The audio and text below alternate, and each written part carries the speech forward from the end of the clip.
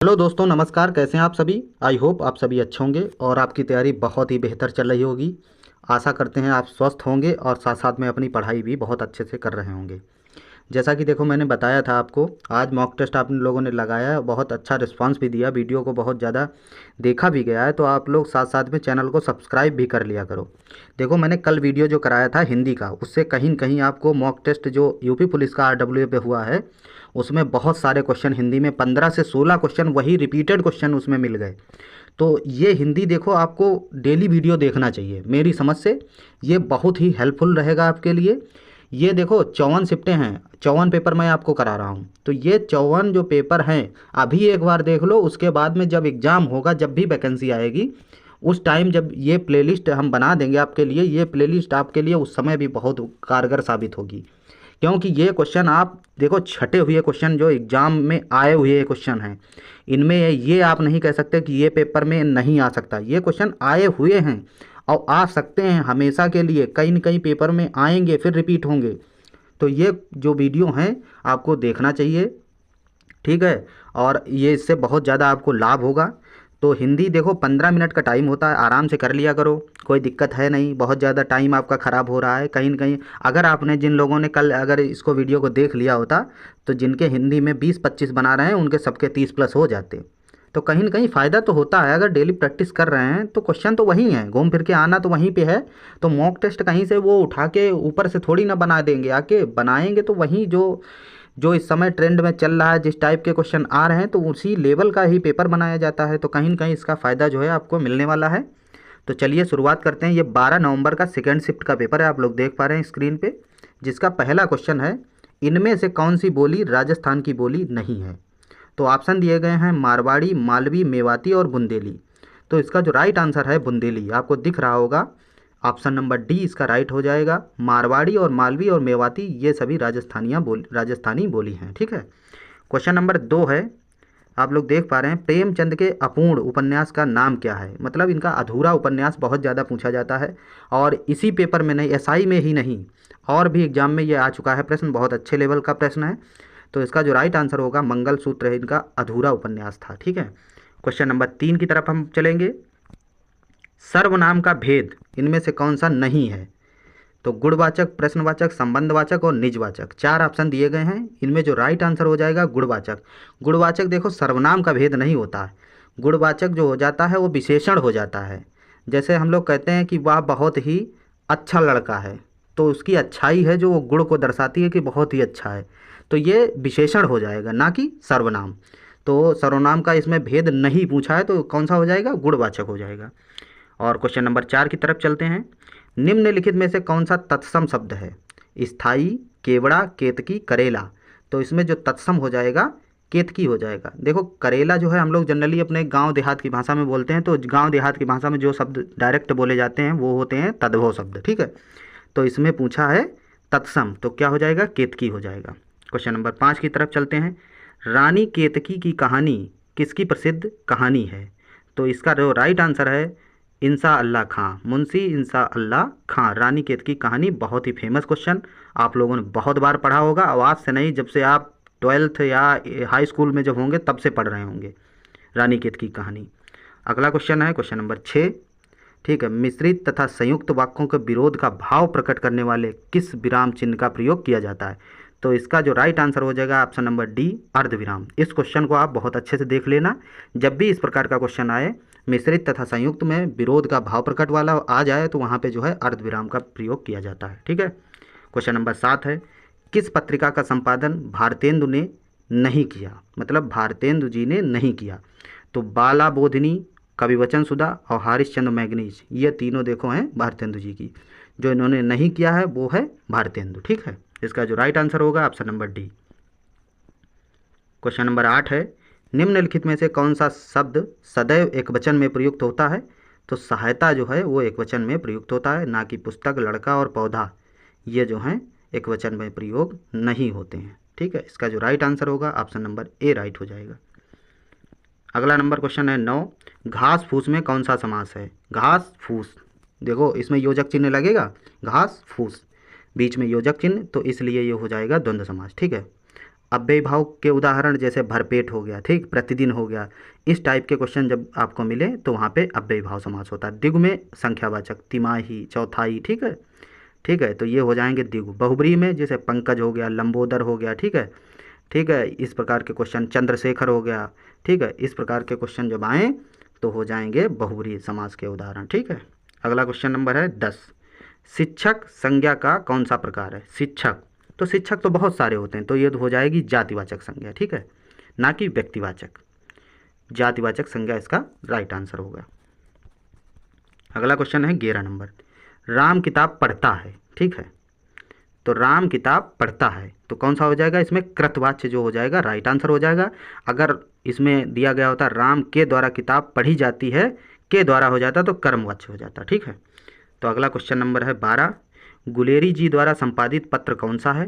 तो इसका जो राइट आंसर हो गया समालोचक, इसका ऑप्शन नंबर डी राइट है।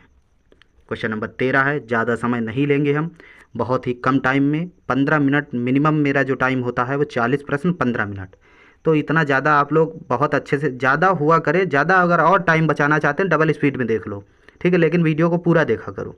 और क्वेश्चन जो इसमें से लगते हैं आपको इंपॉर्टेंट है, खुद अगर आप तैयारी कर रहे हैं तो इतना सब जानते हैं कि कौन सा इंपॉर्टेंट है, कौन सा हमें छोड़ना है, तो वो क्वेश्चन अपने रजिस्टर पे जिस पे नोट्स बनाए हैं उस पर नोट कर लिया करो। ये क्वेश्चन जितने हमको मिलते हैं, जो क्वेश्चन मुझे लगता है कि ये मुझे नहीं याद होगा, तो वो क्वेश्चन मैं अपने नोट्स में लिखता हूँ और उसको कई बार दोहराता हूँ, कहीं ना कहीं वो मुझे याद हो जाता है। तो क्वेश्चन नंबर 13 है जो खर का पर्यायवाची पूछा है, तो खर गधा जो होता है वो खर का पर्यायवाची होता है, गधा, ऑप्शन नंबर ए राइट होगा। 14 नंबर है, निम्नलिखित में से कौन सा अथ का विलोम है? अथ का विलोम इति हो जाता है, ठीक है। क्वेश्चन नंबर 15 है, वात्सल्य रस का सम्राट कवि किसे कहा जाता है? ठीक है, तो वात्सल्य रस का सम्राट कवि सूरदास जी को कहा जाता है। अगला क्वेश्चन नंबर 16 है, निम्नलिखित में से किस वाक्य में कर्मवाच्य नहीं है? तो बालक खिलखिलाकर हंस रहा था, इसमें जो है कर्मवाच्य नहीं है, ठीक है। देखो के द्वारा प्रयोग किया गया है, दोषी व्यक्ति के द्वारा जहाँ पे प्रयोग हो वहाँ पे कर्मवाच्य होता है, और इसमें पूछा है नहीं है, तो नहीं कौन सा हो जाएगा? बालक खिलखिलाकर हंस रहा था। क्वेश्चन नंबर 17 है, दोपहर के बाद का समय इसमें पूछा है, क्या कहते हैं? तो अपराह्न कहते हैं, ठीक है, और इंग्लिश में PM AM चलता है, ठीक है, तो 12 बजे के बाद जब हो जाता है दोपहर के बाद तो उसमें PM हो जाता है, ठीक है, और हिंदी में कहें तो अपराह्न हो जाता है। अगला क्वेश्चन नंबर 18 है, कबीर की उलट बंसियों में कौन सा रस प्रमुख है? तो कबीर की जो उलट बंसियों में रस का जो प्रमुख है वो अद्भुत रस है, ठीक है, इसको याद रखना, बहुत अच्छा क्वेश्चन है और नया क्वेश्चन है, तो ऐसे क्वेश्चन आपको देखने को इतनी जल्दी नहीं मिलेंगे। क्वेश्चन नंबर 19 है, कमल मोती पानी में उत्पन्न होने वाला, मतलब कमल मोती पानी में उत्पन्न होने वाला जो अनेकार्थी शब्द कौन सा है? तो जलज हो जाएगा, मतलब कि एक तरीके से कमल का पर्यायवाची जलज हो गया, ठीक है। क्वेश्चन नंबर 20 है, हिंदी साहित्य का आदिकाल के लेखक कौन हैं? तो इसके जो लेखक हैं हजारी प्रसाद द्विवेदी जी हैं, ठीक है। क्वेश्चन नंबर 21 की तरफ चलेंगे, वे आम के पेड़ हैं, ये सब हो जाएंगे निश्चयवाचक सर्वनाम, ठीक है। अगला क्वेश्चन नंबर है, जाके प्रिय न राम वैदेही ताजिए ताहि कोटि बैरी बैरी सम यद्यपि परम स्नेही, यह किसकी प्रसिद्ध उक्ति है? तो यह उक्ति है तुलसीदास जी की। देखो उक्तियाँ भी बहुत पूछी जाती हैं और कहीं न कहीं आपको एक आध उक्ति देखने को मिलेगी आगे पेपर में, यूपी कांस्टेबल में देखने को इस बार मिलेगी। तो उक्तियाँ इतनी ज़्यादा आप याद नहीं कर सकते हैं, लेकिन रचनाएं तो आपको रटनी पड़ेंगी। देखो रचनाएं रटने के अलावा कोई ऑप्शन ही नहीं है। रचनाएं देखो कुछ टॉपिक ऐसे हैं जिनको समझ कर याद कर सकते हैं, लेकिन बाकी रचनाएं आपको रटनी पड़ेंगी।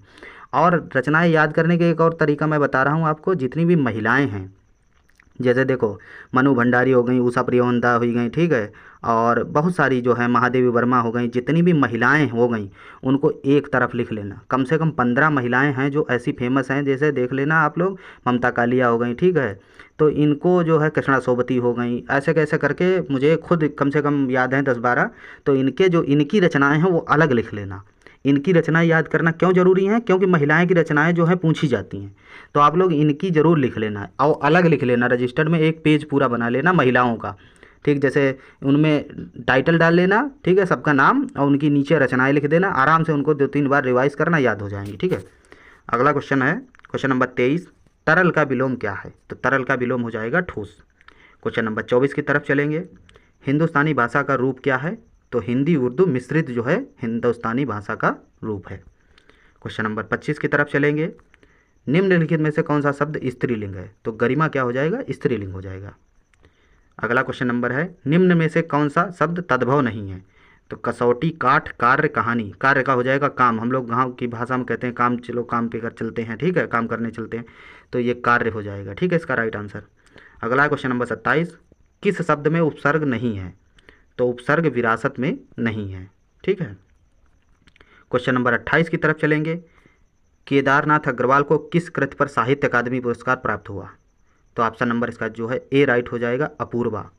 और ज्ञानपीठ पुरस्कार आपको अगर बहुत अच्छे से पढ़ने हैं तो इसी चैनल पर प्लेलिस्ट एक पड़ी है, उसमें ज्ञानपीठ पुरस्कार मैंने करवाए हैं। वो वीडियो है बहुत ज़्यादा, शायद हमारी समझ से 5 या 6 मिनट का है। अगर 5-6 मिनट आपके पास टाइम हो तो एक बार उस वीडियो को ज़रूर देखना। जितने भी जो है ज्ञानपीठ पुरस्कार हैं मोस्ट इम्पॉर्टेंट, वो सारे मैंने उस वीडियो में करवाए हैं, और मात्र 5 से 6 मिनट का वीडियो है। बहुत ही सरल शब्दों में, गांव की भाषा में आराम से आपको समझ में आएगा, एक बार ज़रूर देख लेना उसको। क्वेश्चन नंबर 29 की तरफ चलेंगे। निम्नलिखित में से सर्वनाम शब्द का शब्द कौन सा है? सर्वनाम कौन सा है? तो इसमें कौन हो जाएगा सर्वनाम, ठीक है। अगला क्वेश्चन नंबर 30 है, पूर्वी हिंदी का विकास इनमें से किस अपभ्रंश से हुआ है? तो अर्धमगधी से। पूर्वी हिंदी की बोलियां कितनी हैं? 3, अवधी, बघेली, छत्तीसगढ़ी, ठीक है, ये पूर्वी हिंदी की बोलियां हैं, याद कर लेना आप लोग। राम सेब खाता है, इस वाक्य में क्रिया का कौन सा प्रकार है?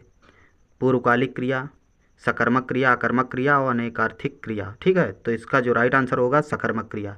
राम सेब खाता है, तो क्या खाता है? सेब खाता है। क्या लगाकर इसका उत्तर निकाला जा सकता है, ठीक है। जैसे रोना, क्या रोना? कुछ नहीं रोना है, तो ये हो जाएगी अकर्मक क्रिया। रोना, हंसना, ये सब अकर्मक क्रिया हैं। और जब भी जैसे कुछ खाना है, तो जैसे क्या, खेलना, खेलना क्या है? सकर्मक क्रिया है। क्या खेलना? भाई क्रिकेट खेलना, कहीं ना कहीं कुछ तो खेलना ही होगा ना। ऐसे ही ये प्रश्न है, जैसे खाना, कुछ तो खाना ही है, सेब खाता है, तो क्या करके इसका उत्तर निकाल लिया करो, आराम से लग जाएगा आपका जी, ठीक है। सकर्मक अकर्मक में बहुत डिफरेंस नहीं है, बहुत आराम से आप लोग समझ जाएंगे। क्या अपनी तरफ से जोड़ लिया करो, इसमें आपका आंसर निकल आएगा। क्वेश्चन नंबर 32 की तरफ चलेंगे। सारंग लय सारंग चली कई सारंग की ओट, सारंग झीनो पाई के सारंग कई गई चोट। अलंकार इसमें पूछा है। देखो सारंग सारंग कई बार प्रयोग किया गया, ठीक है, तो इसमें हो जाएगा यमक अलंकार। अगला क्वेश्चन देखेंगे 33 नंबर। निम्नलिखित में से कौन सा शब्द उदार का विलोम है? उदार का विलोम हो जाएगा कठोर। अब देखो पैराग्राफ मैंने जैसे कि बताया था 2 वीडियो में करवा चुका हूँ आपको, ये तीसरा वीडियो है, इसमें भी मैं पैराग्राफ को छोड़ रहा हूँ। 34 से 36 2 प्रश्न मैं इसके स्किप कर रहा हूँ, उसके बाद से आपको कराएंगे हम। 37 से यहाँ से चलेंगे। देखो जंगम का विलोम पूछा है, बहुत ही इम्पॉर्टेंट, बहुत बार पूछा गया पेपर में, आपको कट्टू कट याद होगा, बहुत दिन से याद होगा। स्थावर हो जाएगा इसका राइट आंसर। अगला देखेंगे हम लोग 38 नंबर। निम्नलिखित में से कौन सा शब्द स्त्रीलिंग है? तो आय जो हो गई वो स्त्रीलिंग है, बाकी विवाद, सार, रूप, ये सब पुल्लिंग है। अगला क्वेश्चन नंबर 39 है, आप लोग स्क्रीन पे देख पा रहे हैं। आप मियाँ जी मांगते द्वार खड़े दरवेश, इस लोकोक्ति का सही अर्थ क्या है? तो इसका राइट आंसर होगा ऑप्शन नंबर बी, किसी निर्धन के घर पर भिखारियों की भीड़ होना। तो आप किसी निर्धन के घर पर जाएंगी तो भिखारियों की भीड़ होगी, तो उसको कहते हैं आप मियाँ जी मांगते द्वार खड़े दरवेश, ठीक है, याद कर लेना, बहुत अच्छी लोकोक्ति है। अगला क्वेश्चन नंबर है 40 और यही अंतिम प्रश्न है, ठीक है। बहुत ज़्यादा समय नहीं लिया मैंने, बहुत जल्दी आपको ये वीडियो करवा दिया, आप लोग इसको देखना। और कहीं न कहीं हो सकता है अगले संडे जो मॉक बने उसमें भी इसमें के प्रश्न आपको मिल जाएं, तो इस वीडियो को पूरा देखना, अंत तक देखना। अवध शिला का उस पर था गुरुभार, तिल तिल काट रही थी द्रग जलधार में कौन सा छंद है? तो इसमें छंद हो जाएगा बरबय, और बरबय जो है अर्ध सम्मात्रिक छंद है, इसमें जो है 12 और 7 पे जो है इसमें जो वो हो जाती है, प्रथम और तृतीय चरण होता है 12-12, और मात्राएं टोटल 19 होती हैं, ठीक है, और द्वितीय और चतुर्थ में 7-7 हो जाएंगी। तो इस प्रकार 40 प्रश्न हमने बहुत जल्दी कर लिए। आप लोग इसको वीडियो को शेयर कर देना, और चैनल पर नए हैं तो चैनल को सब्सक्राइब करना, और साथ में जुड़े रहिए लगातार। मेहनत करिए तो अब भर्ती आएगी तब देखेंगे, बहुत अच्छे से करेंगे। ठीक है, मिलते हैं नेक्स्ट वीडियो में। जय हिंद, जय भारत।